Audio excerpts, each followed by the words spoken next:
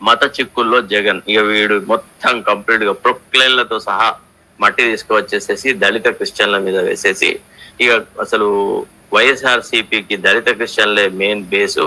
వాళ్ళని దెబ్బ కొడితే వైఎస్ఆర్సీపీని నామ రూపాలు లేకుండా చేయొచ్చు అనేది ఒకటి. తర్వాత ఇటీవల కాలంలో కూడా జగన్ తాను హిందువుల యొక్క అవతారం ఎత్తినాడు. తర్వాత భారతీరెడ్డి నెత్తిల పాపెట్లో చుక్క పెట్టుకుంటుంది. అంత నీచమైనటువంటి నికృష్టమైన వ్యాఖ్యానాలతో వీడు మత చిక్కుల్లో జగన్ అనేటువంటిది రాసినాడు. అసలు actually it is not worth reading.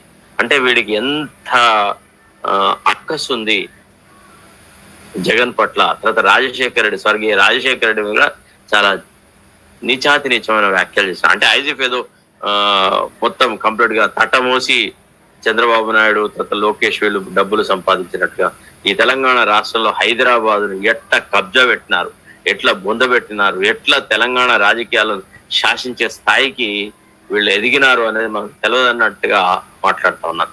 So ఇటీవల కాలంలో కొంత నడుస్తుంది, ఇంకా కొంత టైం పడుతుంది అనమాట ఈ రాజకీయాలు ఒక రకంగా స్థిరీకరించాలంటే.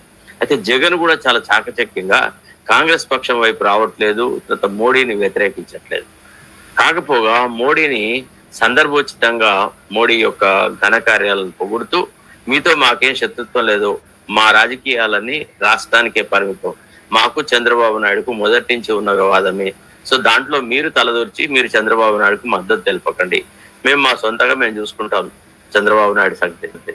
చంద్రబాబు నాయుడుకు భయం ఏంటంటే నేను వయోవృద్ధుడిని అవుతున్నాను, నా కొడుకేమో నేను అనుకున్నంత పద్ధతిలో ఎదగట్లేదు, ఇప్పుడు ఏదో బక్కగా అయినాడు అది ఇది అయినాడు తప్ప అంటే పార్టీని ఏలేటువంటి స్థాయికి ఎదగలేకపోతున్నాడు. దానికి తోడు పవన్ కళ్యాణ్ ఏమో గ్రాస్ రూట్ లెవెల్లో పోతున్నాడు, ప్రజలతో మమేకమవుతున్నాడు, ప్రజల విషయాలను పట్టించుకున్నాడు. ఇవన్నీ వీళ్ళ అసహనానికి కారణట. సో అసహనం యొక్క ప్రాడక్టే వీడు ఈ రాసినటువంటి మత చిక్కుల్లో జగన్.